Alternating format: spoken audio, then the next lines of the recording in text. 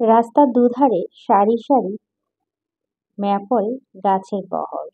বসন্ত হাওয়া দরুন টুপটাপ বৃষ্টির কণার ন্যায় গায়ে এসে একটু একটু বাসন্তিক ছোঁয়া লাগিয়ে উড়ে গিয়ে নিঃশব্দে পিচঢালা তকতকে রাস্তা লুটিয়ে পড়ছে হলুদ কমলা রঙের ম্যাপল লিক। এমন দৃশ্য দেখতে যেন প্রশান্তি খেলে যায় চোখে। আর ফরেন কান্ট্রি থেকে এলো তো কথাই নেই। নীরব শুনশান রাস্তার ধারে ফাঁকা বেঞ্চে বসে বসন্ত বিকালে একটুখানি সৌন্দর্য দেখে দেখে পুরো যুগ পার করে দেওয়ার মতো স্বস্তিতে দুচোখ ভরে ওঠে। তবে এই মুহূর্তে রাস্তার দুই সাইডে দাঁড়িয়ে থাকা লোক সমাগমে কারোই ম্যাপল লিফের সৌন্দর্য বিশ্লেষণে আগ্রহ নেই, বরং সুন্দর টকটকে ম্যাপল গাছে ফাঁক ফোকরে উচ্ছ্বাসিত জনতার ভিড় যেন উপচে পড়ছে। তারা অন্য কিছু দেখার জন্য অধিক আগ্রহ সামনের রাস্তায় তাকিয়ে হাত নেড়ে যাচ্ছে। নির্বিঘ্নে সেই সাথে তাদের প্রবল উচ্ছ্বাসের বহিঃপ্রকাশ ঘটছে একই সুরে হৈ হৈ করে ওঠা প্রতিধ্বনিতে। ছেলে বুড়ো যুবক যুবতী সবাই তাকে সামিল। দেখে মনে হচ্ছে তারা কোনো পারফর্ম কিংবা প্রতিযোগিতা দেখার জন্য জামায়াত হয়েছে। শুধু যে এইটুকুনি জায়গায় ধরে মানুষের ভিড় এমনটা নয়। লোকালয় ছাড়িয়ে সান ফ্রান্সিসকো শহরের গোল্ডেন গেট ব্রিজ পেরিয়ে প্রশান্ত মহাসাগর আর পাহাড়ের মধ্যবর্তী সরু আঁকাবাঁকা রাস্তাটা যতদূর অবধি চোখ পড়ে ঠিক ততদূর পর্যন্ত উচ্ছ্বাসিত মানুষের সমাগম। শাওনি শিওর এই রাস্তায় ক্যালিফোর্নিয়া অবধি চলে গিয়েছে। মানুষ এত আগ্রহ আর হইচই দেখে একটু কৌতূহল নিয়েই সামনের রাস্তায় ওদের দিকে এগিয়ে গেল শাওনি।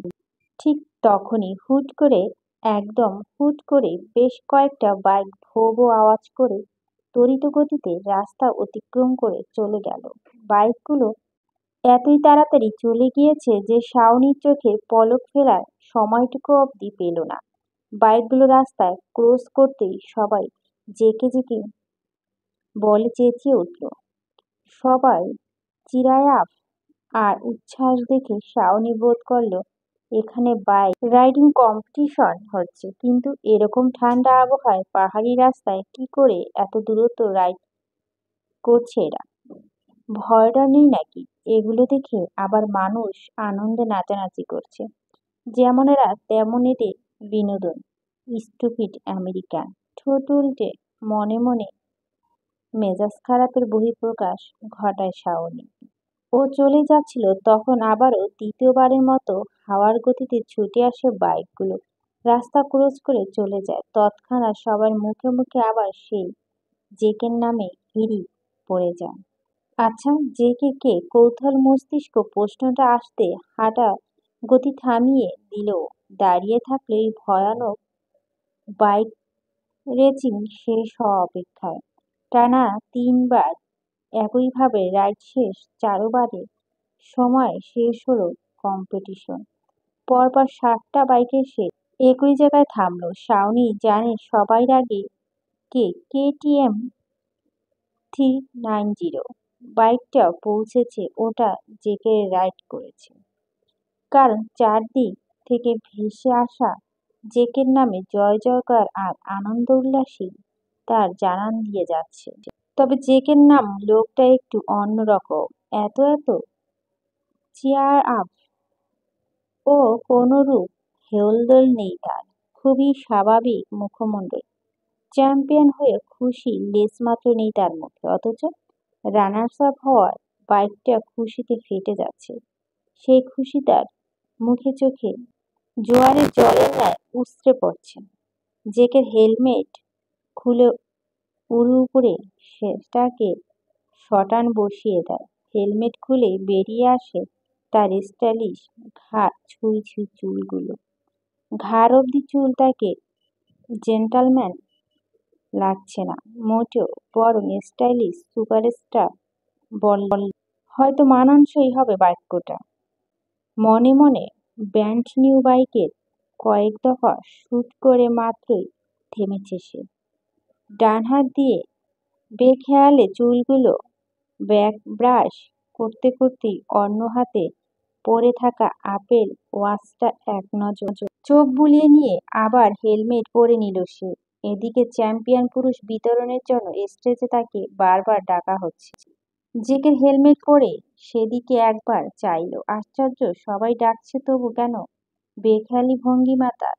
শেষমেশ কর্তৃপক্ষের একজন তার কাছে এগিয়ে আসতে জেক বলে, ওয়েট আ মিনিট। তারপর কাউকে কল করতে কয়েক মিনিটের মধ্যে একটা কালো গাড়ি এসে থামল ওখানে।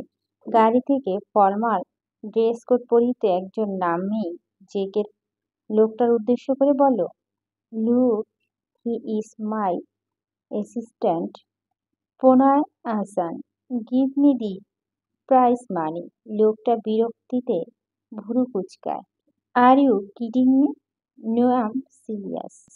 দেন why are you attend the games and risk your life? লোকটার কথায় বিরক্ত ছাপ স্পষ্ট। জেকে তীর্যক হাসল, কাঁধ দুটো সামান্য উপরে তুলে ভাবলেশহীন মুখে বলল, you know, riding is thrilling, also dangerous, and I love dangerous are a lot. শান্ত এবং স্থির কণ্ঠস্বর, তবে শরীরে কাঁপন ধরিয়ে দেবার মতোই ভয়ানক কথার tone.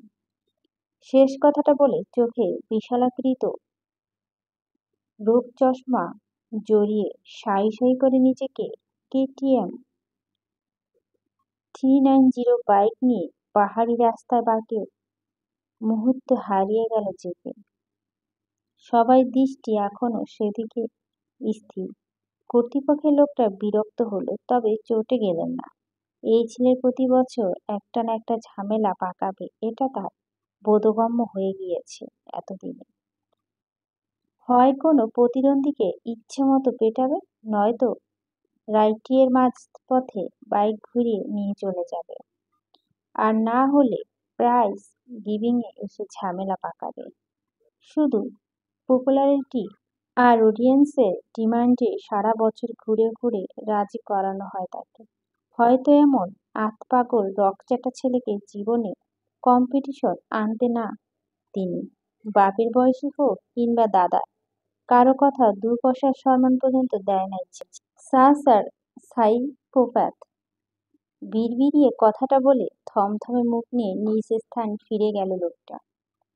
Attitude, awareness, good look, everything is so manly. মুগ্ধ নয়নে ফাঁকা রাস্তার দিকে তাকিয়ে কথাটা বলল এক বিদেশি লোক। শাওনির পাশে মেয়েটা দাঁড়ালো। ওই মেয়েটা মুগ্ধতা দেখে একটু চেঁচে জিজ্ঞেস করল, হু ইজ হি?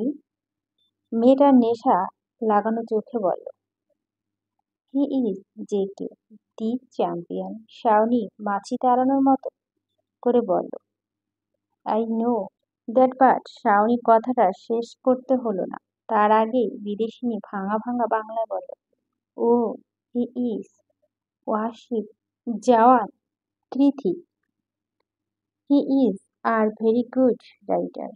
বিদেশির আধা বাংলা শুনে শাওনি মুচকি হেসে তারপর পাল্টা প্রশ্ন ছুড়ে বলে, হি লুকস ডিফারেন্ট। বিদেশিনী ভুরু কুঁচকায়। শাওনি মনে মনে ভাবে, লোকটা দেখতে একেবারে অন্যরকম। টকে টকে গৌরবর্ণ, শরীরের গঠন, চেহারা সবকিছুতে ব্রিটিশদের ছাপ স্পষ্ট।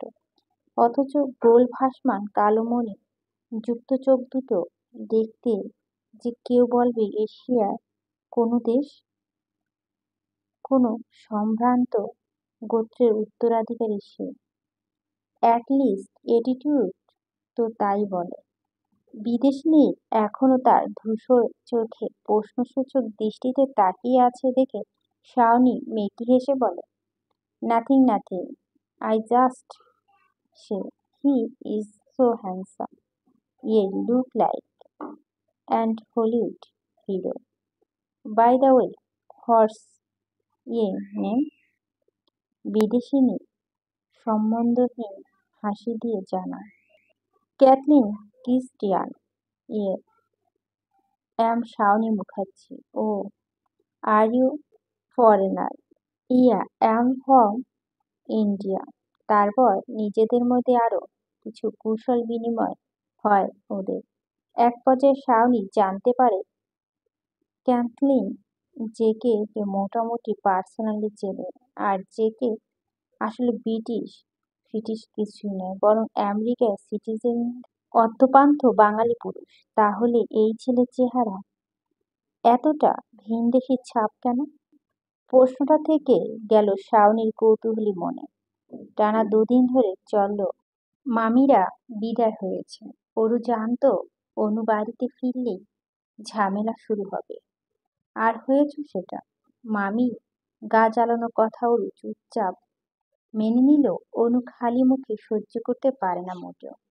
কারণ আর যাই হোক, মাকে হাসপাতালে এক কামরায় বেডে শুয়ে রেখে তার পক্ষে বিয়ে পিড়িতে বসা সম্ভব নয়। রেজার মতো পাতি মোস্তানদের সাথে তো নয়ই। মামিকেই সব মুখের উপর বলে দেওয়ার মানে ভয়াবহ ঝড়ের পূর্বাভাস। আর তাই হলো, কথায় কথায় গমগমে হয়ে উঠল পুরো মহল। এক পর্যায়ে কথা কাটাকাটি থেকে শুরু হয়ে গেল বিশাল তর্ক। অনুর মেজাজ সর্বক্ষণই তুরুঙ্গে থাকে। এই মুহূর্তে মামির কথা আঘাত তার মধ্যে চরম বিরক্তি আর উত্তেজনার সৃষ্টি করল। শরীরে রন্ধে রন্ধে ছড়িয়ে পড়ল অযাচিত ক্ষোভ আর রাগ। রাগের মাথায় হলরুমে কাচের জিনিসগুলো একটি একটি করে আছড়ে মেরে ভাঙতে লাগলো সে। হলরুমে ছনছন করে কাচের ভাঙার আওয়াজ শুনে অরু নিজেই কান্নাকাটিতে লাগাম টেনে বাইরে বেরিয়ে এলো। দেখলো তার ভদ্র শান্ত আর নরম মনের আবার সবচেয়ে ক্ষুদ্র রূপ। এর এমন রাগ দেখে মামি যে খানিকটা ভড়কে যায়নি এমন নয়, তবে সেও দমে যাওয়ার পাত্রী নয়। তার দীপ্ত মুখশ্রী দেখে মনে হচ্ছে এর শেষ দেখে ছাড়বেই তিনি। অবশেষে পরিস্থিতি সামাল দিতে রেজা নিজের মাকে নিয়ে তৎক্ষণাৎ কৃতিক কুঞ্জ থেকে বিদায় নেয়। আর কখনো আসবে না তোমরা। ওরা চলে যাওয়ার সঙ্গে সঙ্গে অনু গিয়ে ঝননাথ করে মহলের সদর দরজা আটকে দেয়। তারপর নিজের রুমে ঢুকে কক্ষবন্দি করে নয় নিজেকে। অরু দৌড়ে যায় বোনকে আটকানোর জন্য, তবে সেটা বড্ড দেরি হয়ে যায়। তার আগেই সপাটে দরজাটা খিল আটকে দেয় অনু। অরু জানে তার আপা আজ রুম থেকে বের হবে না। অরু ডাকতে ডাকতে বেহুঁশ হয়ে গেল না, তবুও কিছুক্ষণ ধরে ডাকাডাকি করে ক্ষান্ত হয়ে ফিরে যায় অরু। সে রাতে দুপুরে কারোই আর খাওয়া হলো না। পরের দিন সকালে নিজ হাতে নাস্তা, মায়ের জন্য স্যুপ সবকিছু বানিয়ে অরু আবারও কড়া নাড়ল অনুর দরজায়। এবার অনু দরজা খুলল। পরনে সুতির চুড়িদার, হাতে টোটের ব্যাগ, লম্বা চুলগুলোতে এঁটে আছে সুন্দর ফ্রেঞ্চ পেন। দেখেই বোঝা যাচ্ছে হাসপাতালে যাওয়ার জন্য একেবারে তৈরি হয়ে বেরিয়েছে সে। আপাকে পরিপাটি হয়ে বেরোতে দেখে বিমর্ষ চোখ দুটো খুশিতে টইটুম্বুর হলো অরুর। অনুকে প্রশ্ন করার কোনো অবকাশ না নিয়ে অরু একের পর এক বলতে লাগলো, টেবিলে নাস্তা রেডি, মায়ের স্যুপ হটপটে ভরে রেখেছি, আর ইমেলও পাঠিয়ে দিয়েছি, চল একসাথে খাবো। কথা শেষ করে অরু সামনে হাঁটা ধরতেই ওর হাত টেনে ধরে ওকে বুকে জড়িয়ে নেয় অনু। আবার রাগ কমেছে ব্যাপারটা বুঝতে পেরে খুশিতে পুলকিত হয়ে শক্ত হাতে বোনের গলা জড়িয়ে ধরে অরু নিজেই। আপা, তুই কেন বদলে গেলি বলতো? কাল তো রাগ দেখে আমি নিজেও ভয় পেয়ে গিয়েছিলাম। অনু ঠোঁট টিপে মুচকি হাসে, তারপর বলে, বিশ্বাস কর আমি একটু বদলাইনি। স্বজনরূপী কালসাপগুলো বের করার জন্য একটু বেশি বেশি করেছি, নইলে কতদিন পর পর আমাদের মাথা খেতে কে জানে। তোর কি বুদ্ধি আফাস, জিনিয়াস। অনু আবারও হেসে বলে, হয়েছে, কাল থেকে কিছু খাইনি, চল নাস্তা খাবো। হয়তো মায়ের কাছে যেতে লেট হয়ে যাবে। অরু আনমনে বলে, আমার আপার হাসি সবচেয়ে সুন্দর নিখিল ভাইয়ের চেয়েও। নিখিল ভাই নামটা মস্তিষ্কে গিয়ে ঠেকতেই দুদিন আগে ভাবনার ইতি টানে ওর। সকালে ঘুম থেকে উঠে ইমেল পাঠাতে গিয়ে সেই দিনের কথাগুলো ভাবছিল ও।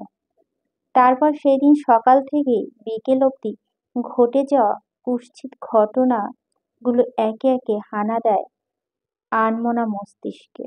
আজ শুক্রবার, আপা একটু দেরি করে হাসপাতালে যাবে আজ।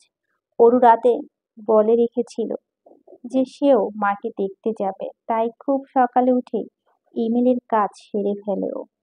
তারপর একটা লম্বা শাওয়ার নিয়ে রেডি হয়। যখন মোবাইলে হাত নিল, দেখলো নীলিমা অনেকগুলো মিস কল ভাসছে। নীলিমা কল দিয়েছে, তার মানে ইম্পর্টেন্ট কিছু হবে, কিন্তু কি? অজানা অনেক প্রশ্ন আবারও মাথাটা ধরে এলো ওর, কিন্তু ও এত ভাবতে চায় না। তাই তাড়াহুড়া করে নীলিমাকে কল ব্যাক করলো। একবার রিং হয়েছে, কি হয়নি। তার মধ্যে নীলিমা কল তুললো। কি হয়েছে নীলিমা, এতগুলো কল দিলি? তুই ঠিক আছিস? আমি ঠিক আছি, তুই ঠিক আছিস কিনা সেটা বল। আচ্ছা, তুই এমন কেন? দিন দুনিয়া ভুলে হিমালয় পর্বতে সন্ন্যাসী হয়ে যাস, নাকি মহাসমুদ্রে ডুবে দিস? কোনটা বল আমাকে। কি অদ্ভুত প্রশ্ন নীলিমা, আমি কেন এসব করতে যাব? শোন, আমার বিয়ে করে সংসার করা বহু শখ, সন্ন্যাসী টন্যাসী এইসব কথা ভুলেও বলবি না। তাহলে ফোন কেন তুলিস না? বিরক্ত চিৎকার দিয়ে উঠল নীলিমা। আহ, আসতে বল, কানে লাগছে তো। আর ফোন সাইলেন্ট মোডে ছিল। তাহলে তুই কেন বসে আছিস এখনো? তুই ওই সাইলেন্ট মোড চলে যা। আর তোর শখের নিখিল ভাই আমেরিকায় গিয়ে কোনো এক সাদা চামড়া মেয়েকে বিয়ে করে সুখে সংসার করুক। কি হয়েছে নীলিমা? অরুর কণ্ঠে দূরতা আর সচকিত ভাবটা স্পষ্ট। নিখিল ভাই আজই চলে যাচ্ছে। এতক্ষণ হয়তো এয়ারপোর্টে কাছাকাছি চলে গিয়েছে। এটা তোর শেষ সুযোগ অরু। আমি আর তিথি মেন রাস্তায় সিএনজিতে ওয়েট করছি, তাড়াতাড়ি চলে আয়। নয়তো এ জীবনে আর নিখিল ভাইকে দেখতে পারবি না তুই। নিখিল ভাইয়ের সাথে আর দেখা হবে না। টোল পড়া মুখ ভুলোনো হাসিতে মাতোয়ারা হব না। হৃদয়টা নিখিল ভাইকে ছাড়া ক্যাম্পাসটাই তো মরে যাবে। হৃদয়টা হাড় হিম করা ব্যথা শক্ত হয়ে এসেছে অরুর। এবার আর অজান্তেও নয়, জেনে শুনেই ফুপিয়ে কেঁদে উঠল। মোবাইলের নেটওয়ার্ক ছাপিয়ে সেই ফোঁপানো আওয়াজ গিয়ে পৌঁছালো নীলিমার কানে। দ্রুত চলে আয়, শেষবারের মতো দেখা হয়ে যেতে পারে। নিঃসংকোচনে কথাটা বলে কল রেখে দিল নীলিমা। নীলিমার শেষ কথাটা কর্ণকুয়ে পৌঁছাতে অরু আর কান্নাকাটি করে সময় নষ্ট করল না। টেবিল থেকে 5টা সৌমরি নিয়ে দৌড়ে বেরিয়ে এলো তরু রুম থেকে। নিখিল ভাই চলে যাচ্ছে যা, কিন্তু মনের কথাটা তো একবার শুনে যা। নিজের একপাক্ষিক ভালোবাসা কোনো প্রতিদান চায় না ওর, শুধু শেষবারের মতো মুখ ফুটে বলতে চায় দিনের পর দিন নিজের মনের গহীনে বোনা মাকড়সার জালের ন্যায় ঠুনকো স্বপ্নগুলোর কথা। এই মুহূর্তে অরুর অষ্টদশী মন বলছে তাকে মন গহীনে সুপ্ত ভালো লাগার কথা না জানালে জীবনটা বৃথা। অনু কেবলই খাবার দাবার হটপটে ভরে রেডি হয়ে নেমেছে, তখনই দেখতে পায় হন হন করে কোথায় বেরিয়ে যাচ্ছে অরু। কিরে, কোথায় যাচ্ছিস? হাসপাতালে যাবি না? অরু জবাব দেয় না, এক প্রকার ছুটে বেরিয়ে যায় বাগান বিলাসে ঘেরা কৃতিক কুঞ্জ থেকে। অনু অযাচিত মন আনমনে বলে, ইমেলটা পাঠানো কিনা কে জানে, চেক করে দেখতে হবে। মানুষের জীবনে আশা নিয়ে বাঁচে, আশাবিহীন এই উত্থান পতনের জীবনে বেঁচে থাকা দুঃখ বই কি আর কিছুই না। সবাই দিন শেষে ভাবে নতুন প্রহর তার জন্য নতুন সুখ বয়ে আনবে, কিন্তু কখনো কখনো সেই নতুন প্রহর আসতে বড্ড দেরি হয়ে যায়। সেই সাথে হারিয়ে যায় সুখের আশাটুকু। এখন এই মুহূর্তে দাঁড়িয়ে ওরও সুখের আশাটাও হারিয়ে গিয়েছে নিলম্বর আকাশের কোনো এক ফালি শুভ্র মেঘের আড়ালে। খোলা আকাশের দিকে তাকিয়ে শব্দ করে কাঁদছে ওরও। হৃদয়টা একবার সত্যি সত্যি ফাঁকা লাগছে। নিখিল ভাইয়ের সাথে শেষ দেখাটা হলো না। এয়ারপোর্টের সামনে এমন কান্নারত মেয়েটাকে দেখে অনেকেই কিংকর্তব্য বিমূঢ়, আবার অনেকেই ভাবছে হয়তো কেউ দূরদেশে পাড়ি জমিয়েছে, সেই দুঃখেই বহিঃপ্রকাশ ঘটেছে।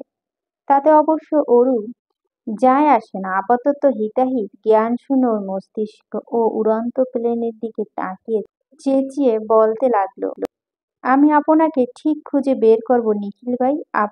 আমার আবার দেখা হবে। আমি ইউএসএ যাব, আপনার জন্য হলেও যাব। এই জায়ানকৃতি চৌধুরী না নিলেও যাব। হয়েছে ওরু, থাম এবার।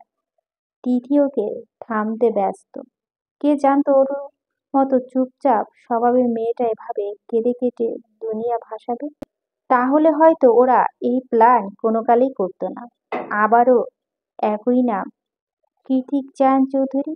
নীলিমা বুঝতে পারল না ব্যাপারটা, তাই সচকিত হয়ে প্রশ্ন ছুড়ে, আচ্ছা অরু, তুই তো শেখ, তাহলে তোর ভাইয়া চৌধুরী কেন? অরু কাঁদতে কাঁদতে হেঁচকি তুলে বলে, ওই বদমাস লোকটা আমার ভাইয়া না, ইভেন কিছুই হয় না আমার। তাহলে তাকে কেন ইমেল পাঠাস প্রতিদিন? তাকে পাঠাই না তো, জেকে গ্রুপে হেড অফিসে পাঠাই। মায়ের অসুস্থতা জানানোর জন্য শুধুমাত্র জায়ান কৃতিকে অ্যাপ্রুভালের জন্য সবটা আটকে আছে যে। আবারও কান্না ভিজে আসে ওর দু চোখ। তাহলে কে সে? আমার একটা অমীমাংসিত সম্পর্ক আটকে আছে নীলিমা। আমার যখন 8 বছর বয়স তখন মায়ের সাথে কীর্তিকুঞ্জে প্রথম পা রাখি আমরা দু বোন। তখন ওনার বয়স ততটা হবে 20 বছর। উনি আমার থেকে প্রায় 12 বছরের বড়। আমার মা জায়ান কৃতিকের বাবা মানে জামশেদ জাহানের দ্বিতীয় স্ত্রী। শুনেছি ওনার দাদা সাহেব জোর করে ওই বয়সে দ্বিতীয়বার বিয়ে করেছিলেন ওনার বাবাকে কোনো এক কারণবশত। তিথি আর নীলিমা একই সুরে বলে, তার মানে তোদের সাথে ওনার রক্তের কোনো সম্পর্ক নেই?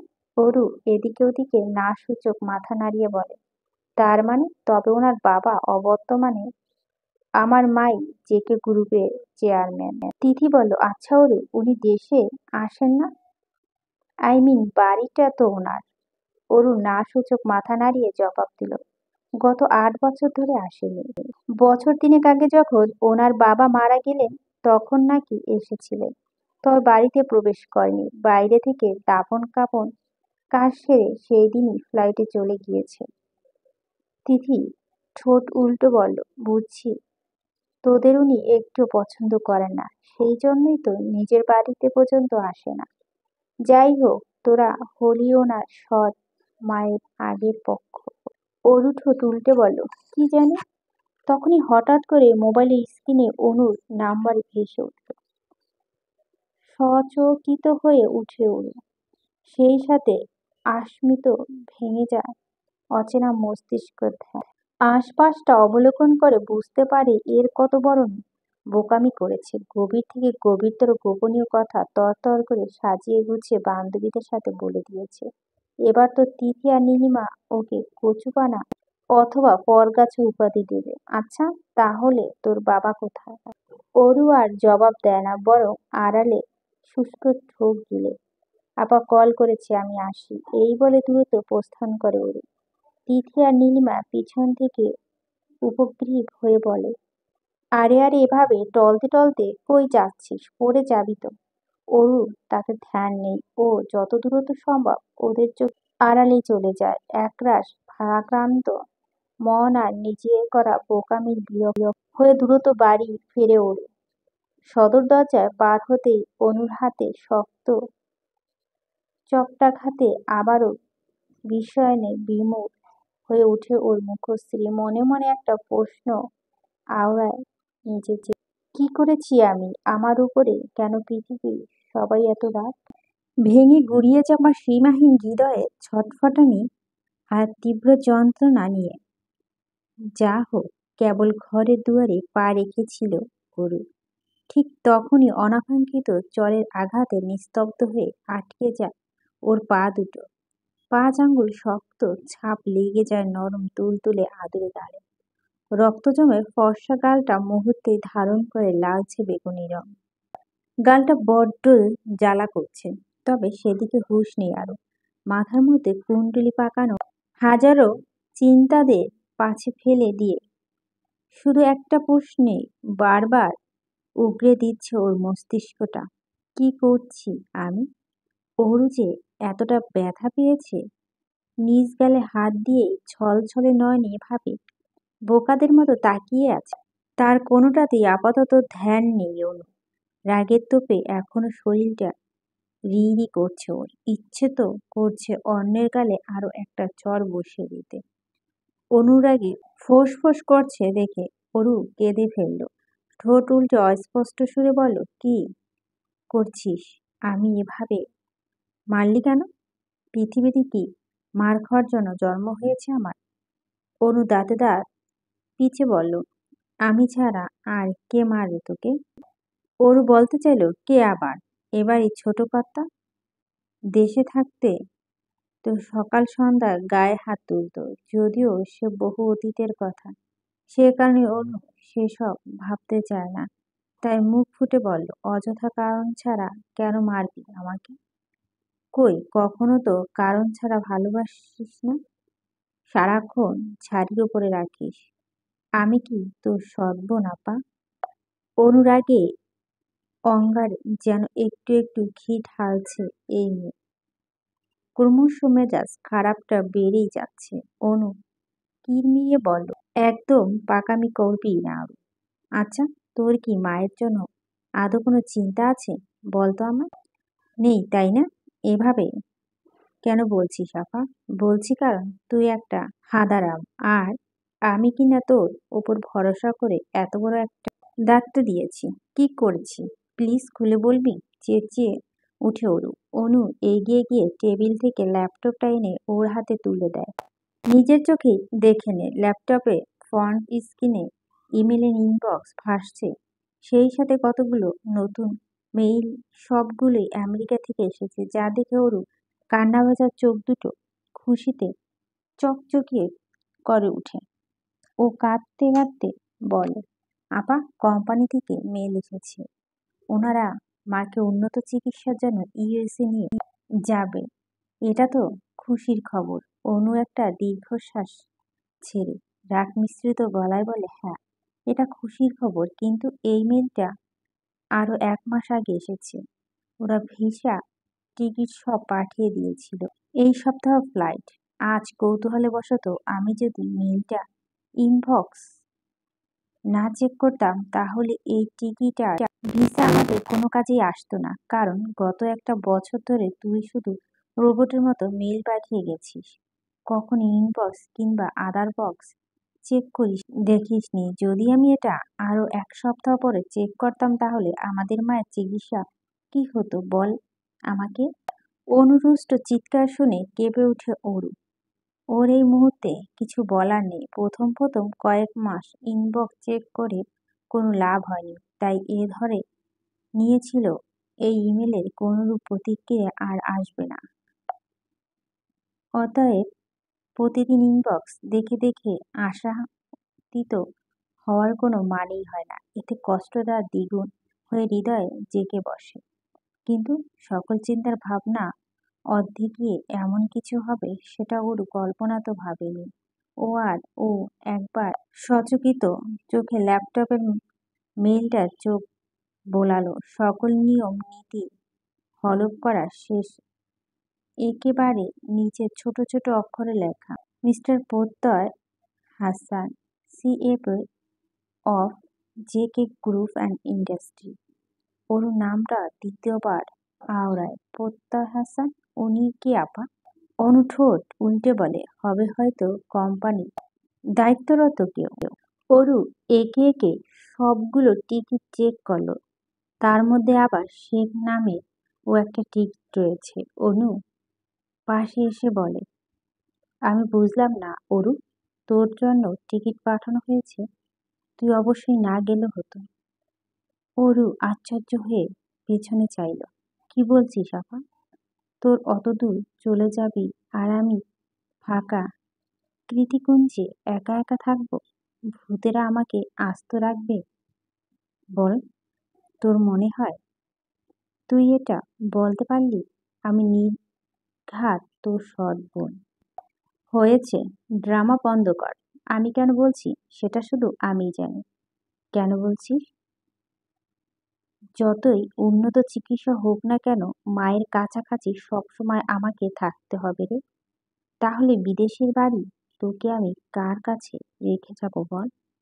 তার উপরে কৃতিক ভাইয়া মানুষটার সুবিধার না। আরো মৃদু হেসে অনুকে আশ্বস্ত দিয়ে বলে, আমি কি আর ছোট আছি রে আপা? আমি ঠিক সব পরিস্থিতি ম্যানেজ করে নেব, তুই দেখিস। তাছাড়া এতগুলো বছর পর তিনি নিশ্চয় আগের মতো নেই। হতে পারে এতদিনে বিয়ে শাদী করে আমাদের জন্য বিদেশিনী ভাবি রেডি করে রেখেছে।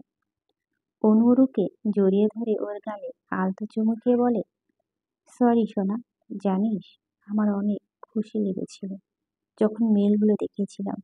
কিন্তু রাগটা তখনই হয় যখন ভাবলাম এই মেল 1 সপ্তাহ পর পেলে আমাদের টিকিট ক্যান্সেল হয়ে যেত। আমাদের মাকে আরো ভুগতে হতো। অরু মুখ কালো করে মাথা নুয়ে বলে, তুই না আপা?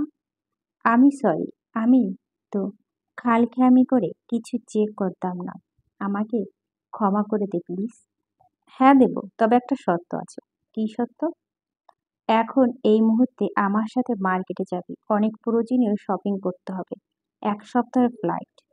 অরু নিজের হাতে বাঁধন শক্ত করে অনুর গলায় জড়িয়ে ধরে খিলখিলিয়ে হেসে উঠে বলে, আপা, আই লাভ শপিং। কতদিন নতুন জিনিসের গন্ধ পাই না। তারপর আনমনে বলে, এবার আমি নিখিল ভাইকে ঠিক খুঁজে বের করব। আজ রোববার, প্রতিদিনের মতো আজও পড়ন্ত বিকালে তীর্যক সূর্য কিরণ হানা দিয়েছে খোলা আঙিনার ন্যায় মহলের বিস্তার ছাদ জুড়ে। বসন্ত দক্ষিণা বাতাসে পথ পথ করে উঠছে রশিতে শুকনো দেওয়া সরাসরি জামা কাপড়। সেগুলো নিতে এসেছে অরু।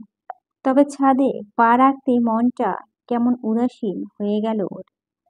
পায়ে পায়ে এগিয়ে গিয়ে বসে বলল, শ্যাওলা পড়া চ্যাপ্টা রেলিং এর উপর বর্ষার দরুন হাঁটু অবধি খোলা চুলগুলো দুলিয়ে ময়লা জামা মেঝেতে গিয়ে ঠেকল। গোধূলি বেলায় মেঘ ভেজা বাতাসের তালে তালে হাঁফড়ে একটা চাপা নিঃশ্বাস বেরিয়ে এলো এক বুক চিরে। আজমেরি শেখকে ইতিমধ্যে এমার্জেন্সি ফ্লাইটে তুলে দিয়ে এসেছে ওরা দু বোন। ওদের ফ্লাইট রাতে, আর কয়েক মুহূর্ত মাত্র। তারপর এই মহল বাগান বিলাসে ঘেরা বিলাস বাড়ি, বাড়ির পিছনে সুপারি বাগান, সামনে বিশাল গেট, সবকিছু মানবশূন্য হয়ে পড়বে। প্রিয় ক্যাম্পাস, প্রিয় বান্ধবী, আর সবচেয়ে প্রিয় নিখিল ভাই, সবাইকে ছেড়ে বহুদূর বাড়ি জমাতে অরু। অচেনা দেশ, সব অচেনা মানুষের ভিড়ে সাদামাটা বাঙালি অরু যেন কি অপেক্ষা করছে কে জানে। কেবল ভরসা একটা মায়ের সুস্থতা। তার মন গহীনে অযাচিত এক অদম্য ইচ্ছে, নিখিল ভাইকে খুঁজে বের করা। অরু জানে কাজটা এতটা সহজ নয়, তবে চেষ্টা করবে। পৃথিবীটা তো গোলাকার, তার উপর একই দেশে থাকবে ওরা। ইন্টারনেটের যুগে এতটা কষ্টকর হবে না ব্যাপারটা, ভাবতেই ভীষণ। মুখে এক চিলতে হাসি ফুটে উঠল ওরুর। আমি আসছি নিখিল ভাই, ঠিক খুঁজে বের করে নিব আপনাকে। অরু দিবা স্বপ্নেতে টান পড়ে নিচ থেকেই অনুর বাস খাই আওয়াজে, কিরে অরু, হাওয়া হয়ে গেলি নাকি? নিচে নাম, নয়তো আমি ব্যাগ গুছিয়ে এয়ারপোর্ট চললাম। Time flights, yes it is. এই যেমন 24 ঘন্টা আগেও অরু পুরনো ঢাকার নামকরা বাড়ির কৃত্তিকুঞ্জের ছাদের কোণে দাঁড়িয়ে ঝিরঝির হাওয়া খাচ্ছিল, আর এখন এই মুহূর্তে মোটা পশমি লেদার জ্যাকেট পরে হু হু করে বাতাসে থরথর করে শীতে কাঁপছে। এয়ারপোর্ট থেকে গাড়িতে উঠে কাঁপাকাঁপি একটু কমেছে দু বোনের, তবে লম্বা জার্নিতে বড্ড কাহিল হয়ে গিয়েছে শরীরটা। অনুর চেয়ে অরুর অবস্থা বেগতিক, কারণ পুরনো ফ্লাইটে কিচ্ছু খেতে পারেনি অরু। অরু যে মারাত্মক রকমের ফ্লাইটে ফড়িয়া আছে সেটা এই প্রথমবারই জানল অনু। ভাগ্যিস কোম্পানি থেকে গাড়ি পাঠিয়ে ওদেরকে পিক করা হয়েছে, নয়তো এই অচেনা শহরে অরুকে নিয়ে নির্ঘাত বিপদে পড়তে হতো অনুর। অনু অরুকে নিয়ে দুশ্চিন্তা করল। অরুর মন অন্য কিছু চলছিল। ও ভাবছে তিথি আর নীলিমার কথা। সেই দিন অযাচিত কিছু কথা মুখ ফুটে বলে দেওয়ার পর আর মুখোমুখি হয়নি ওদের। নিজের আত্মগ্লানি ওকে আটকে রেখেছিল। যাদের সামনে সবসময় নিজেকে নির্বাক ব্যক্তিত্বটা ধারণ করে এসেছেন, সবসময় তারাই কিনা ওকে নিচু চোখে দেখবে, ফন ভাববে। এসব ভাবতেই লজ্জা চোখ মুখ বুজে আসে ওরুর। যে যার ধরে এতদূর চলে এসেছি, তবু নিজের বান্ধবীদের একটাবার জানায়নি পর্যন্ত। বরং অরুর মনে হচ্ছিল দেশ ছেড়ে চলে গেলেই ভালো হবে। তিথি আর নীলিমা মুখোমুখি হতে হবে না আর। ও বেঁচে যাবে। সান ফ্রান্সিসকো শহরের পরিবেশ ছাড়িয়ে আরও প্রায় ঘন্টাখানেক গাড়ি চলল। নির্জন হাইওয়ে রাস্তা, মাঝে মধ্যে দুই একটা প্রাইভেট কার ছাড়া আর কিছু চোখে পড়ল না ওদের। কিছুদূর পর পর রাস্তার কোল ঘেঁষে দুই একটা ওয়ালমার্ট আর ম্যাকডোনাল্ড এর ক্যাফেটেরিয়া দেখা গেল, তবে সেগুলো জনমানবশূন্য। তাছাড়া রাস্তার দুপাশে যা চোখে পড়ে তা হলো উঁচু নিচু পাহাড় আর সারি সারি উইন্ডমিল। তবে চারিদিকটা পরিবেশ প্রাণ জুড়ে দেবার মতোই সুন্দর। আঁকাবাঁকা পাহাড়ি রাস্তাগুলো পরিষ্কার তকতকে দেখে মনে হচ্ছে আজই পিচ ঢালা হয়েছে এতে। অথচ বাংলাদেশ হলে মানুষের গিজগিজ আর ময়লা আবর্জনা রাস্তা মুখখানা পর্যন্ত দেখার উপায় নেই। যেতে যেতে অরু বোধ করল এদেশের মানুষ যতটা শৌখিন ঠিক ততটাই পরিশ্রমী। আসলে এখানে অরুর কোনো দোষ নেই। প্রথম পরিচিতদের মানুষ ভালো দিকগুলোই বেশি নজরে আসে।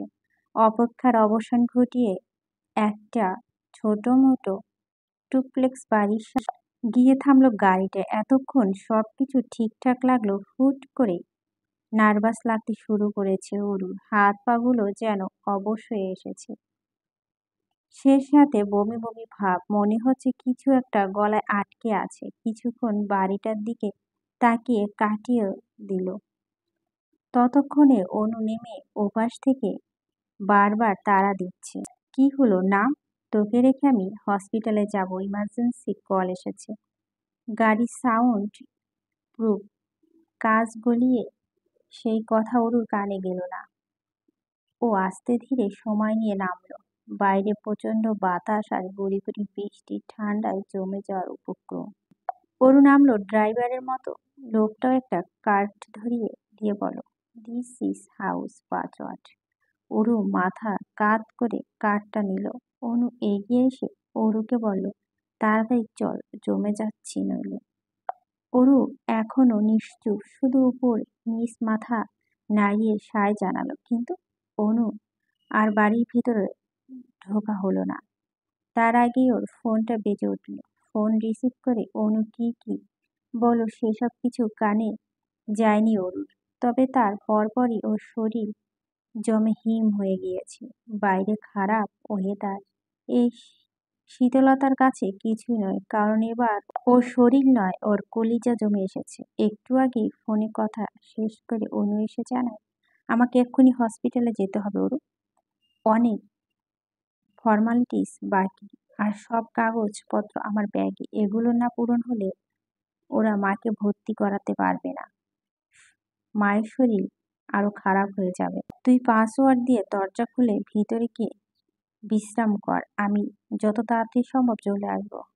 অরু চমকা হকচকিয়ে বলে, না না, আমি একা একা ভিতরে যেতে পারবো না। যদি কেউ থাকে, তার চেয়ে বরং আমি তোর সাথে যাব। পাগলামি করিস না অরু, বাইরের অবস্থা দেখছিস। আমি শিওর রাত হলে ঝড় আসবে।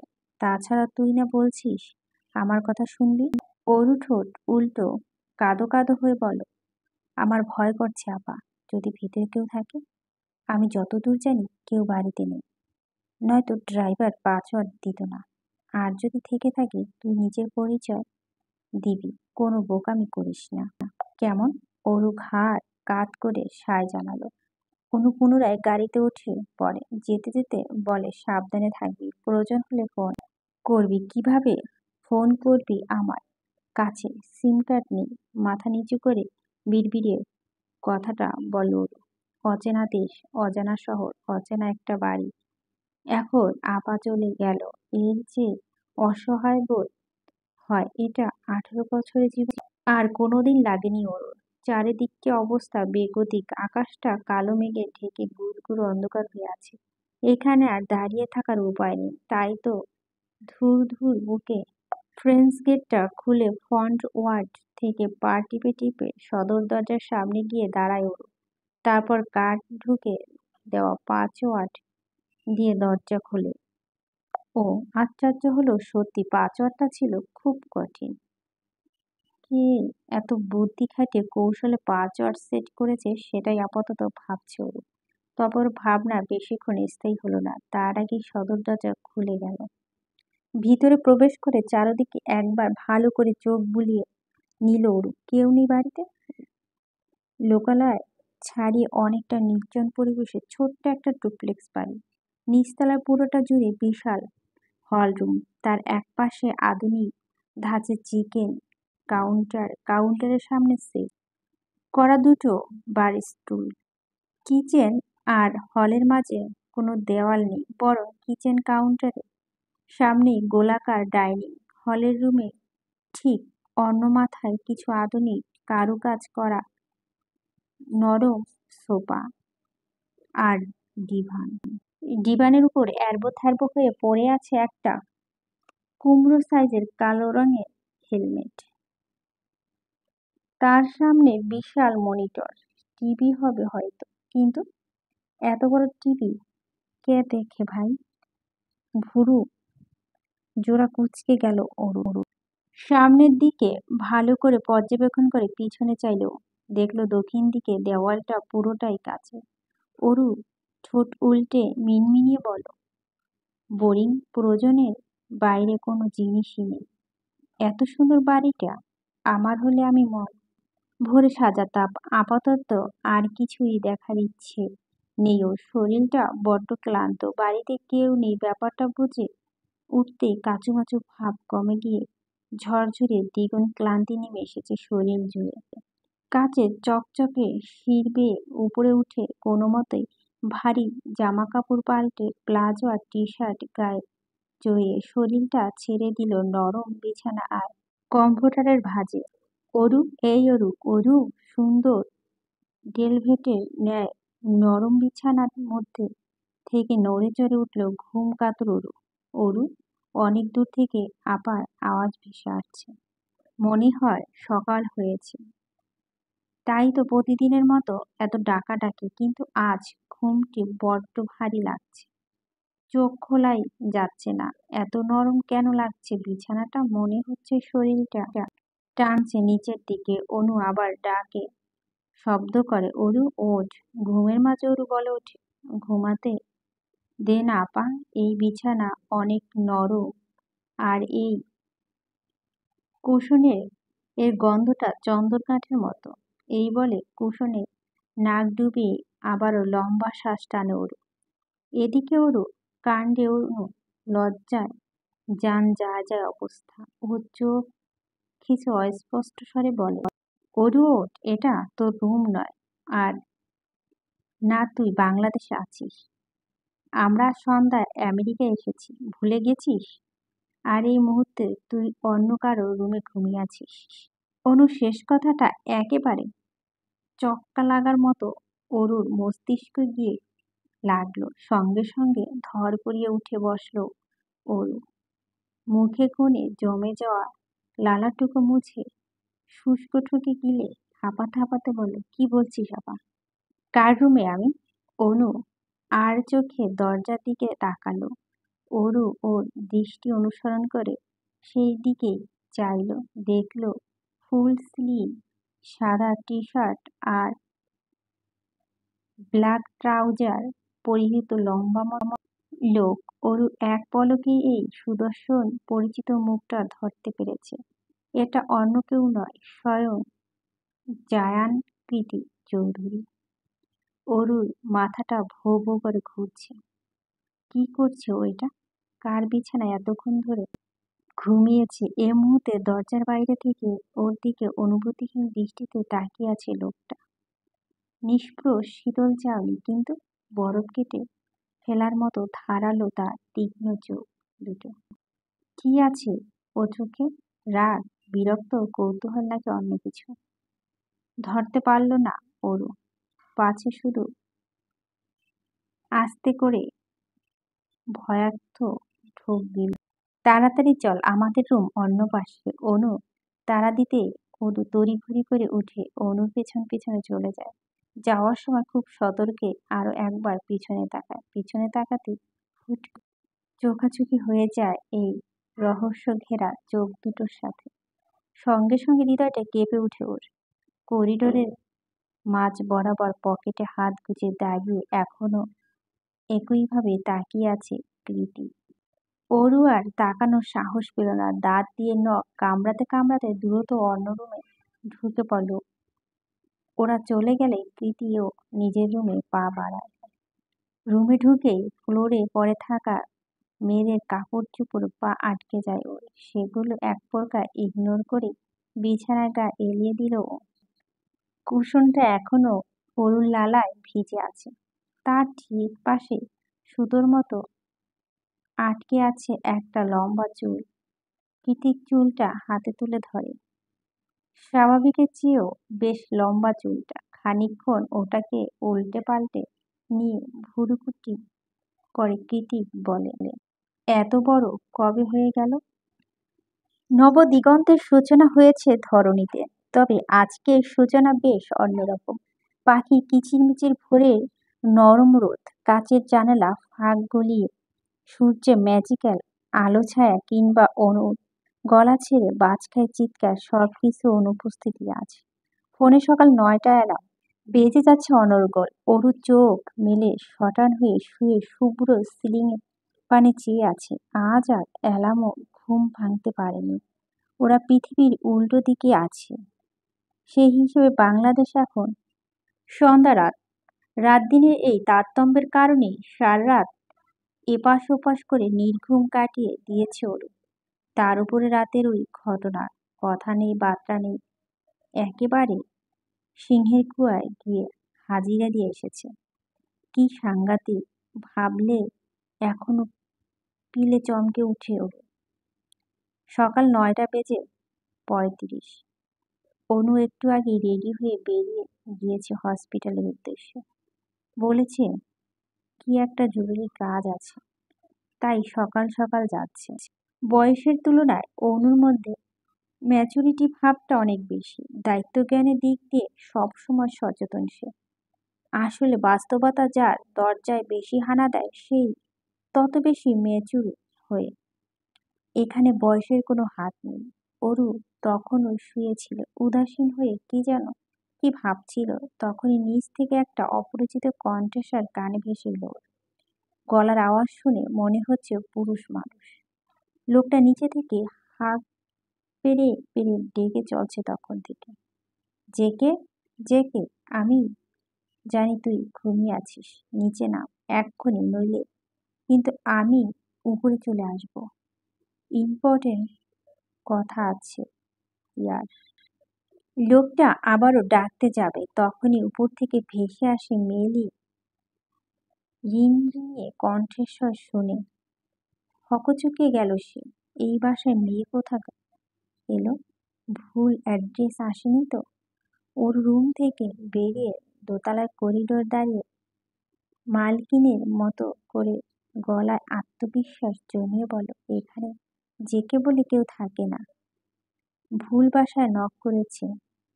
অরুর কথা মাঝপথে আটকে গেল, কারণ ততক্ষণে পাশের রুম থেকে কৃতিকও বেরিয়ে এসেছে। লম্বা অরুর চেয়ে দ্বিগুণ কৃতি। ওর মুখভঙ্গিমা দেখতে হলো অরুকে মাথা উঁচিয়ে চাইতেই হয় এই মুহূর্তে। অরু সেভাবেই তাকে আছে কৃতিকের মুখের দিকে, অনুভূতিহীন টকটকে ফর্সা মুখশ্রী জুড়ে দুদিক ক্লিন শেভ করা, খড় দাড়িগুলো মাথাচাড়া দিয়ে আছে, দাঁতে দাঁত চেপে আছে, বলে তীক্ষ্ণ জোয়ালা, ব্লেডের মতো ধারালো মনে হচ্ছে। লম্বা চুলগুলো এলোমেলো হয়ে কপাল ছুঁয়ে আছে, আর পিছন দিক থেকে ঘাড়, সেই সাথে এঁটে আছে গোলাকার দুটো ভাসা ভাসা চোখ। প্রথম দর্শনে ৩১ বছরের কৃতিকে কেউ গরুর চোখে গ্রিক গডের মতো সুদর্শন ঠেকল। Go back to your room. পাশ থেকে আসা একটা গমগমে আওয়াজ ওর ধ্যান ভেঙে গেল। বেকুবের মতো পাশে তাকিয়ে উল্টো আবার প্রশ্ন করলো, ব্যাপারটা এমন যে আমাকে বলছেন? কারণ কৃতিকের দৃষ্টি এখন একইভাবে সামনের দিকে স্থির। Go back to your room. শান্ত নিষ্প্রভ কণ্ঠস্বর, তবে কথার মাঝে আটকে আছে কঠোর আদেশ। কৃতিকের এক্সপ্রেশন, বাচনভঙ্গিমা কিছুই মাথায় ঢুকল না ওর। ও উল্টো বাচালের মতো বলতে শুরু করলেন, আরে আমি কেন রুমে যাব? দেখতে পাচ্ছেন না কথা নেই? বাতরানি অন্যের বাসায় ঢুকে লোকটাকে জেকে জেকে বলে চিল্লাচ্ছেন, ওটাকে আগে বিদায় করতে হবে। রুমে যেতে বলছি তোকে। এবার কাট স্পষ্ট বাংলায় অরুর মুখের দিকে তাকিয়ে কথাটা বলল কীর্তি। অরুর ভয়াত্মক ঢোক গিলল। এক মুহূর্তের জন্য মনে হলো ওর ৮ বছর আগে কৃতিকের সামনে দাঁড়িয়ে আছে।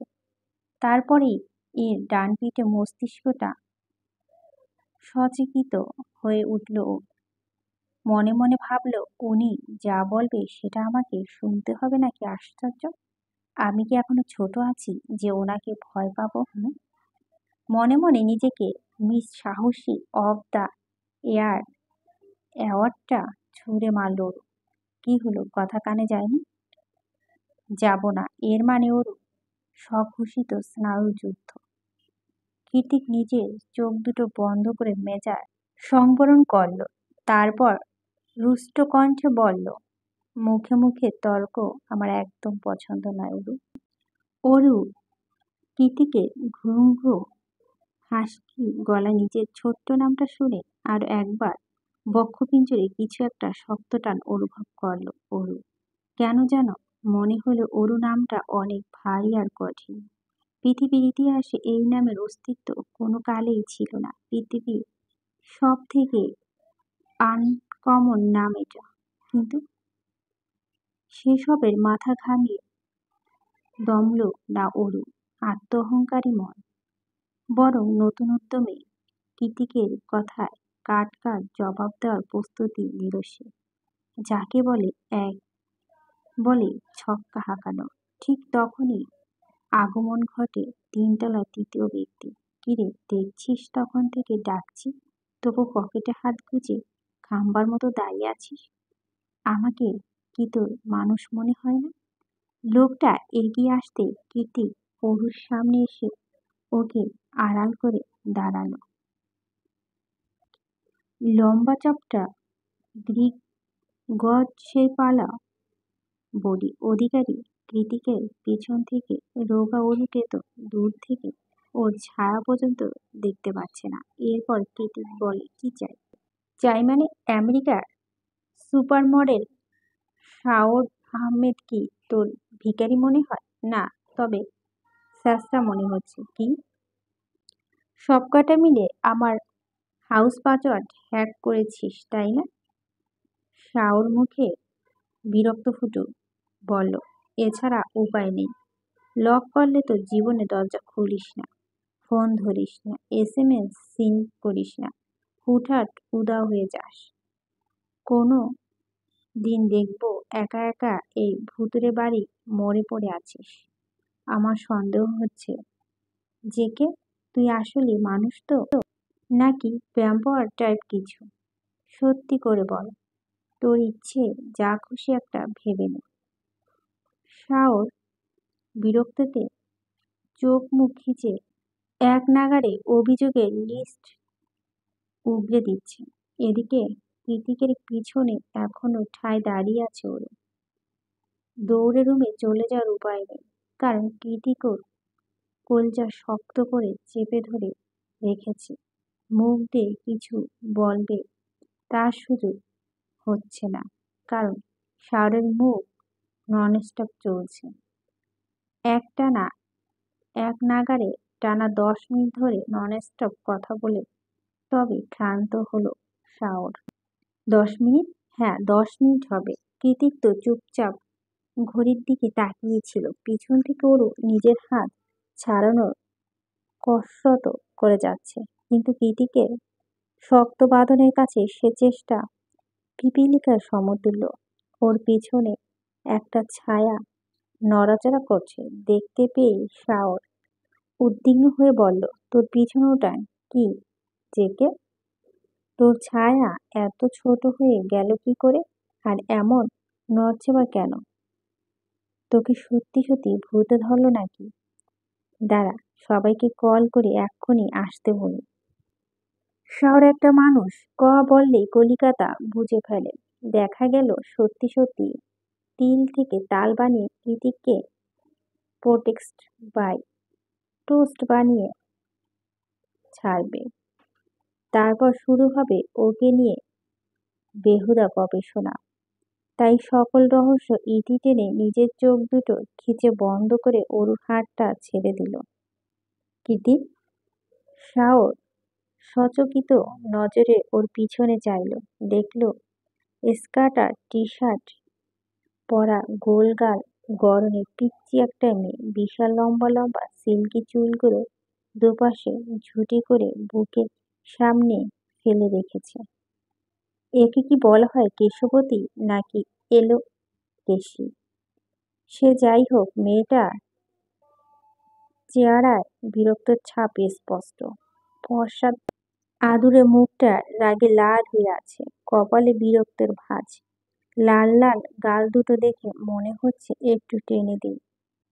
সেই আশাতেই হাত বাড়িয়েছিল শাওর, পিচ্চিটার গাল টেনে দেবে বলে, কিন্তু সে আশাতে এক বালতি জল ঢেলে অরুকে এক প্রকার ধাক্কা মেরে রুমের ভিতর পাঠিয়ে দিয়ে ঠাস করে বাইরে থেকে দরজা লাগিয়ে দিল কীর্তি। শাওর উদ্বেগ প্রকাশ করে বলল, এভাবে কেন ধাক্কা মারলি মেয়েটাকে? ওর নিশ্চয় লেগেছে, দেখে মনে হচ্ছে তুলোর মতো শরীর। কৃতিক দাঁত চেপে ঘাড়ের রগ ফুলিয়ে বলে, লাগুক, লাগার জন্যই মেরেছি। আর ওর শরীর তুলোর মতো নাকি লোহার মতো সেই চিন্তা মাথা থেকে ঝেড়ে ফেল। এভাবে বলছিস কেন? পিচ্চি মানুষ তাই বলছি। বাই দ্য ওয়ে, কেউ নো ওয়ান। এই বলে সিঁড়ি ভাঙিয়ে ধাপ ধাপ করে নিচে নেমে যায় কৃতিক। শাওর কৃতিকের পিছনে পিছনে নামতে নামতে বলে, বাই এনি চান্স তুই কে? পিচ্চি মেয়েটার সাথে কিছু কথা শেষ করতে পারল না শাওর, তার আগে ওর মুখ বরাবর একটা কুশন ছুঁড়ে মারে কৃতিক। মুখে লাগাম টান। তুই জানিস? I fucking hates woman. তাহলে মেয়েটা কে? দেখে তো মনে হচ্ছে বাঙালি। কৃতিক আরামসে ডিভানে বসে পড়ল। তারপর টি টেবিলে দুপা তুলে দিয়ে কানে হেডফোন লাগিয়ে মনিটরে ভিডিও গেম শুরু করতে করতে বলল, বললাম তো no one treat her like a servant. শাওর বুঝল কৃতিক মেয়েটার ব্যাপারে কথা বলতে চায় না। ওদিকে মির্জাওয়ান কৃতিকের বলা প্রত্যেকটা কথা স্পষ্টভাবে কানে পৌঁছালো ওরুর। ঢোক গেলার মতো করে প্রত্যেকটা অপমানজনক কথা গিলে নিল অরু। মায়ের জন্য আপা কত কিছু করছে, আর ও এতটুকু সহ্য করতে পারবে না? তা কি করে হয়? একটু আগে লাগা ধাক্কাটা বেশ জোরেই ছিল। অসমান দেওয়ালে লেগে কোনো কাজটা ছিঁড়ে গিয়ে রক্ত বের হচ্ছে। রক্ত বের হয়ে টি শার্টে হাতটা চ্যাটচ্যাটে হয়ে গিয়েছে। কৃতিকের কথা গায়ে না মেখে পায়ে পায়ে এগিয়ে গিয়ে ওয়াশরুমে ট্যাপ ছেড়ে রক্তাক্ত জায়গাটা মুছে নিল অরু। তারপর সামান্য অ্যান্টিসেপটিক আর অল টাইম ব্যান্ডেজও লাগিয়ে নিল। অরু বুঝে গিয়েছে এখন থেকে ঠিক এভাবে নিজেকে হয়তো নিজেই সারাতে হবে ওকে।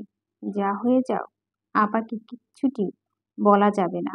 শাওন কাউচে শুয়ে ফোন টিপছে আর কৃতিক মনিটর বাইক রাইডস খেলছে। হঠাৎ করে কি মনে করে শোয়া থেকে উঠে বসে শাওন চিন্তাগ্রস্ত মতো কপালে ভাঁজ রেখে বলে, এলিসার বাবা জেল থেকে ছাড়া পেয়ে গেছে। কৃতিকের দৃষ্টি মনিটরে আটকে আছে এখনো। ও চুইংগাম চিবোতে চিবোতে বলল, আই নো, এবার নিশ্চয় খারাপ কিছু হবে এলিজার সাথে। তুই আছিস কি করতে? শাওন দীর্ঘ নিঃশ্বাস ছেড়ে বলল, এবার আরো বেশি সতর্ক থাক। এবার শুধুমাত্র এলিসা নয়, আমার 4জন টার্গেট। কৃতিক খেলাটা পজ করে দোতলা অরুর ঘরটার দিকে তাকিয়ে কিছু একটা ভাবলো। তারপর বিড়বিড় করে বলল, if he dare to touch Shaon, I will kill him. Shaon তাজ্জব বনে গিয়ে প্রশ্ন ছিল, কি বলছিস? বিড়বিড়ে কাকে মারবি তুই? কৃতিক ওর ভয়ানক শীতল চাউনি নিক্ষেপ করলো শাওনের দিকে। বাজ পাখি নজরের মতো তীক্ষ্ণ সে চাউনি। ওর চোখ জোড়ায় যেন একটা জীবন্ত থ্রেড। ঠোঁটে কোণে ক্রুড হাসি ঝুলিয়ে খুব আস্তে আস্তে জবাব দিল কৃতিক, এলিসার বাবাকে। সকাল গড়িয়ে দুপুর হয়েছে, এখনো ফেরেনি অনু। অবশ্য ফেরার কথা না, বলে গিয়েছে ফিরতে সন্ধ্যা হবে। হঠাৎ করে বিদেশের মাটিতে পা রেখে ওর আপার এত ব্যস্ততা ধরতে পারল না ওর। এদিকে সারাদিন না খেয়ে থেকে শরীরটা কাহিল হয়ে গিয়েছে ওর। নিচে গিয়ে কিছু একটা খেতে হবে, নয়তো না খেয়ে প্রেসার ফল করে অসুস্থ হয়ে গেছে বিদেশের মাটিতে। কে দেখবে ওকে? যেমন ভাবনা তেমন কাজ। অরু দরজায় সাবধান একটু ঢিলে করে উকি দিল বাইরে। তৎক্ষণাৎ নিচ থেকে সকালের পুরুষালিত কণ্ঠটা আবারও ভেসে এলো কানে, এই যে এলোকেশি, খেতে এসো।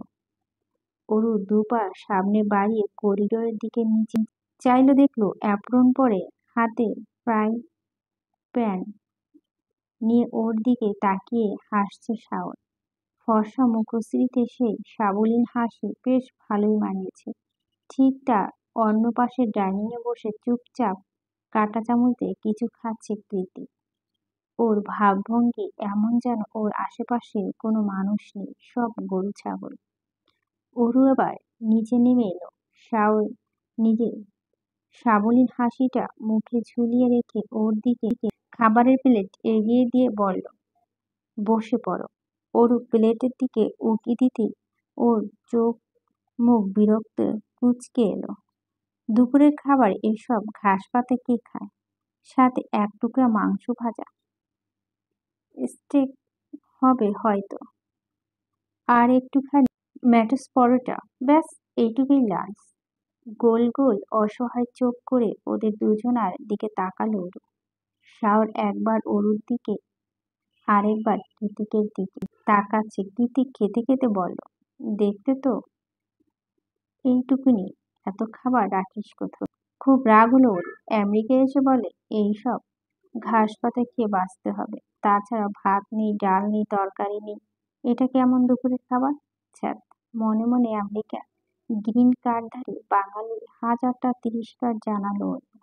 দেশে থাকে না বলে দেশের ঐতিহ্যটা ম্যাশ পরোটার সাথে ভর্তা বানিয়ে খেয়ে ফেলেছে ওরা। তারপর আলগোছে নিজের লম্বা চুলগুলো হাত খোপা করে ওড়নাটা কোমরে পেঁচিয়ে এগিয়ে গেল রান্নাঘরের দিকে। ক্যাবিনেট আর ফ্রিজ হাতড়ে হাতের কাছে চাল ডাল যা পেল সব কিছু একসাথে মাখিয়ে চুলায় বসিয়ে দিল। কয়েক মিনিটের মধ্যে খিচুড়ি মোমো গন্ধে সুবাসিত হয়ে উঠল চারদিক। শাও নিজের প্লেট সরিয়ে রেখে রান্নাঘরের দিকে উকি ঝুঁকি দিচ্ছে। ওর কাণ্ডে কৃতিক ভুরু কুঞ্চিত করে বলল, কি হলো, খাচ্ছিস না কেন? খেয়ে বিদায় হ। শাওর দাঁত কেলিয়ে বলল, খিচুড়ি কতদিন পর বাঙালি খানা, লোভ সামলাতে পারছি না। কৃতিক আবারও নিজের খাওয়া মন দিল। একটু পর এক প্লেট খিচুড়ি এনে শাওরের সামনে রাখলো ওরে। গরম খিচুড়ি গন্ধে খিদে পেট গুড়গুড়িয়ে উঠল ওর। আরু বলল, খেয়ে বলুন তো কেমন হয়েছে? গরম খিচুড়ি মুখ নিয়ে আবেশে চোখ বুজে এলো শাওরের। এর মুখে এক্সপ্রেশন দেখলে বোঝা যায় এই খাবারটা ঠিক কতটা পছন্দ করেছে। খাবারগুলি নিয়ে তৃপ্তি মাখা হাসি দিয়ে শাওর কৃতিককে বলে, তোর বোন ফাটাফাটি রান্না করে দোষ, এরকম রান্না খেতে পারলে আমি যখন তখন তোকে শালা বানিয়ে ফেলবো। Damn sure. নিজের হাত মুষ্টিবদ্ধ করে অগ্নিদৃষ্টি অরুর ক্লান্তি মুখশ্রীটা পরখ করল কীর্তি। তারপর একটা তাচ্ছিল্যের হাসি দিয়ে বলে, ও আমার বোন না, ও আমার বোনের হতেই পারে না। মানে? শাওরের মুখে কৌতূহল স্পষ্ট। ও আমার বাপের দ্বিতীয় বইয়ের আগের পক্ষের কীর্তিকে এত বিশ্রী অপমানজনক সম্বোধনে ও একটু ঢলল না ওরু, বরং মৃদু হেসে শাওরের উদ্দেশ্য বলল, জি উনি ঠিক বলেছেন, আমি ওনার আপন কিংবা সৎ কোন টাইপের বোন নই। আমার নাম আরোরা শেখ। কৃতিকের কথা শাওর ওর খুব একটা গায়ে মাখল না। ও আরুর কথা জবাবে একরাশ উচ্ছ্বাস নিয়ে জানায়, আমি শাওর আহমেদ। কিন্তু আমি বাংলাদেশি নয়, ইন্ডিয়ান। আমার হোম টাউন দার্জিলিংয়ে। দার্জিলিং নামটা শুনে আগ্রহের প্রবণতা বানভাসি হলো ওর।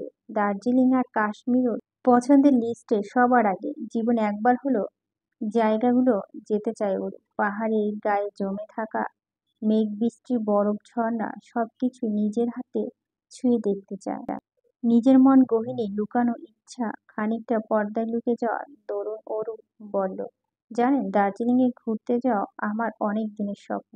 তাই কোথাও ঘুরতে যাওয়া দার্জিলিংয়ে এর আর কার সাথে যাবে? ওর মুখ থেকে কথা বহর বের হতে না হতে সশব্দে হাতে কাঁটা চামচটা ছুঁড়ে ফেলে উঠে দাঁড়িয়ে পড়ল কৃতি। কয়েক কদম এগিয়ে গিয়ে ওর মুখোমুখি দাঁড়িয়ে বলল, I hate Bengali food, even everything.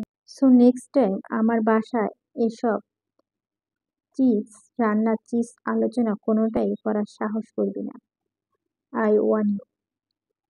Aru শঙ্কিত হয়ে দু পা পিছিয়ে গেল। চোখের সামনে কি ঘটছে, কেন ঘটছে বুঝে উঠতে একটু টাইম লাগলো। কৃতিক বারবার ওকে অপমান করছে, ভেঙে ফেলতে চাইছে, কিন্তু কেন? বয়সে ওর থেকে অনেক বড় বলে? তবে অরু তো চুপ মেরে যাবার মেয়ে নয়। কৃতিকের সূক্ষ্ম অপমানের জবাব অরু পাল্টাতে ছুড়ল। বলল, আমি যতদূর জানি আপনি নিজে খাঁটি বাঙালি, তার উপর নামকরা রাজনীতিক বংশের ছেলে। ব্যাস এইটুকু বলাই ফুসরত পেল অরু। এরপরই টেবিলে রাখা স্টেক কাটার সিলভার রঙের ছুরিটা ওর গলায় চেপে ধরে কৃতি। হর্স রং জ্যাকি, কি করছিস এটা? কৃতিকের কাণ্ড শাওর হকচকিয়ে উঠে কিছু বলতে যাবে, তার আগেই ওকে হাতের ইশারায় থামিয়ে দিল কৃতি। দাঁত দিয়ে দাঁত পিষে ফেলে বলল, আমাদের মধ্যে কথা বলতে আসিস না শাওর।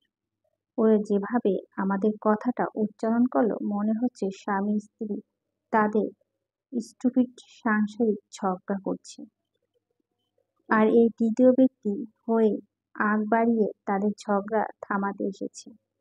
কিন্তু ব্যাপারটা তো তেমন নয়। শাওর এদিকে বুঝে গিয়ে কৃতিক মেয়েটাকে অসম্ভব অপছন্দ করে। তাহলে কে রেখে গেল মেয়েটাকে এখানে এই জমের হাতে?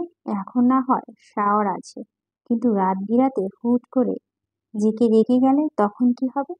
শাওর ভাবতে ভাবতে সটান বসে পড়ল। কৃতিক এখনো একইভাবে দাঁড়িয়ে আছে, ভয়ে নিজের জামা নিজে শক্ত করে চেপে ধরে রেখেছে ওর। চোখ দুটো পানিতে ছলছল করছে এই গড়িয়ে পড়ল বলে। মুখে মুখে তর্ক আমার একদম পছন্দ না। এখন থেকে আমি যা বলবো তুই সেটাই করবি। আমার সামনে মোটো ফাকিং তেজ দেখাতে আসবি না। হয়তো তোর তেজ গলিয়ে দিতে আমার এক সেকেন্ডও সময় লাগবে না। Mind it. ক্ষিপ্ততার সুস্পষ্ট ওর দুটো চোখ, সেই সাথে মুখে কথাগুলো চপেটাঘাতের মতো শক্তিশালী, তবুও কত নির্বিঘ্নে কথাগুলো বলে।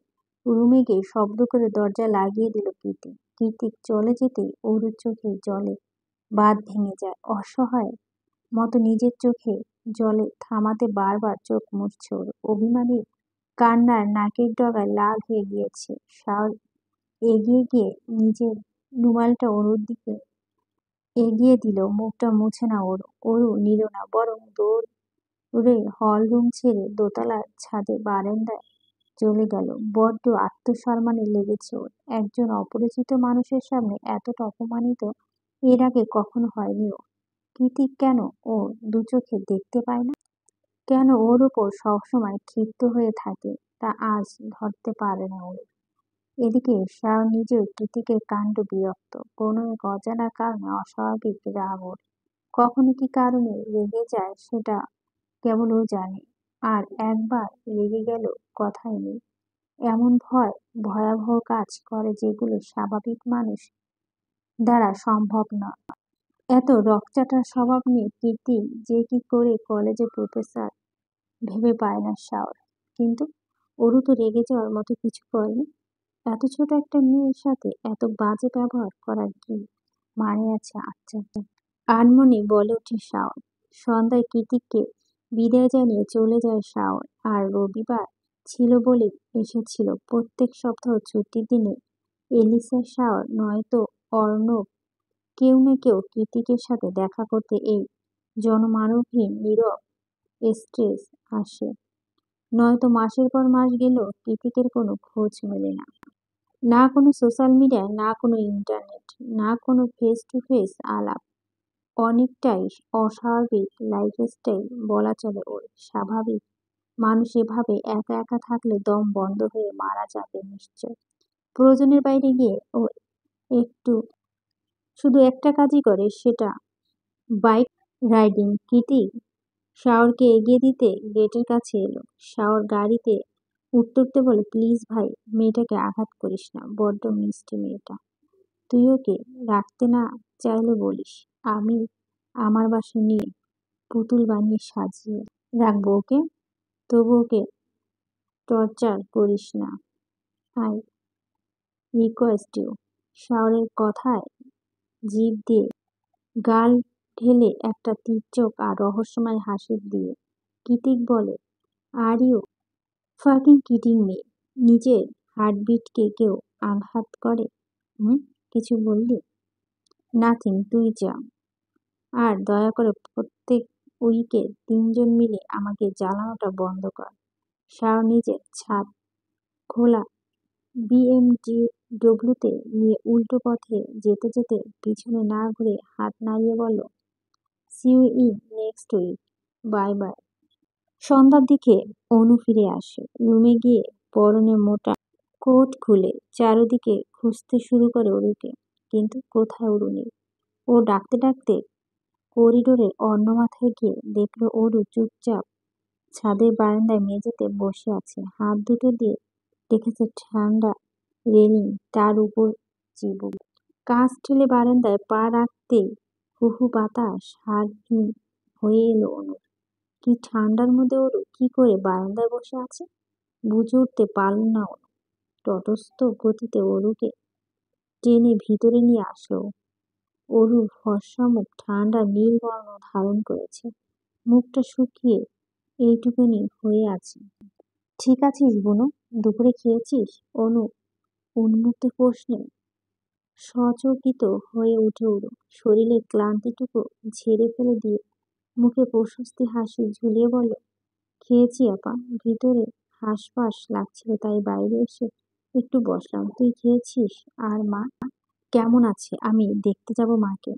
অনু স্বস্তি নিঃশ্বাস ছেড়ে বলে, মা আইসিসিতে আছে রে। অরু এখন গেলে কাছে যেতে পারবি না। তার চেয়ে বরং কেবিনে শিফট করুক, তখন না হয় যাবি। তোর কষ্ট হচ্ছে আপা, তাই না? না রে, কৃতিক ভাইয়া আগে ভাগেই কোম্পানিকে সতর্ক করে রেখেছিল, তাই তারাই সব ঝামেলা সামলাচ্ছে। আমি তো শুধু মায়ের কাছে কাছে ছিলাম। দুবোন আরো অনেক সুখের দুঃখের আলাপ করছিল, তখনই নিচ থেকে কলিং বেল বেজে ওঠে। অনু বলে, তুই দাঁড়া, আমি গিয়ে দেখছি। একটু পর কতগুলো প্যাকেট নিয়ে ভিতরে আসে অনু। অরু কৌতূহল নিয়ে শুধায়, এগুলো কি আপা? মনে হচ্ছে বিরিয়ানির প্যাকেট। বিরিয়ানির নাম শুনে সারাদিন না খেয়ে অরুর পেট গুড়গুড়িয়ে ওঠে। কি বলিস আপা, তুই অর্ডার করছিস?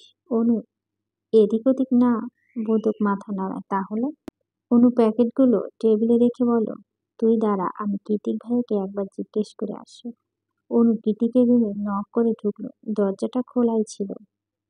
কৃতিক ল্যাপটপে কিছু একটা করছিল তখন। অনু একটু ইতস্তত হয়ে গলায় বলল, ইয়ে মানে ভাইয়া, আপনি কি কোনো খাবার অর্ডার করেছিলেন? কৃতিক সজোরে এদিক ওদিক মাথা নাড়িয়ে যা উত্তর, না। অনু নিরাশ হয়ে যেতে যেতে বলল, তাহলে মনে হয় ভুল করে। ইয়ে অনু, পিছন ডাকে কৃতিক। অনু ফিরে তাকায়। আমার মনে হয় তোরা ফার্স্ট টাইম এসেছিস তো, তাই কোম্পানি তোদের ওয়েলকাম গিফট হিসেবে খাবারগুলো পাঠিয়েছে। আফটার অল তোরা চেয়ারম্যানের মেয়ে। অনু শুনে খুশি হয়ে গেল। ওপর থেকে অরুকে ডেকে বলল, খা অরু, এগুলো কোম্পানি থেকে পাঠিয়েছে আমাদের জন্য। অরু আর অপেক্ষা করল না। সারাদিন অভুক্ত পেটটাকে আশকারা দিতে বসে পারল পেট পুজো করতে। খুশি মন নিয়ে অরু চলে যেত। কৃতিক আবারও নিজের কাজে মন দিল।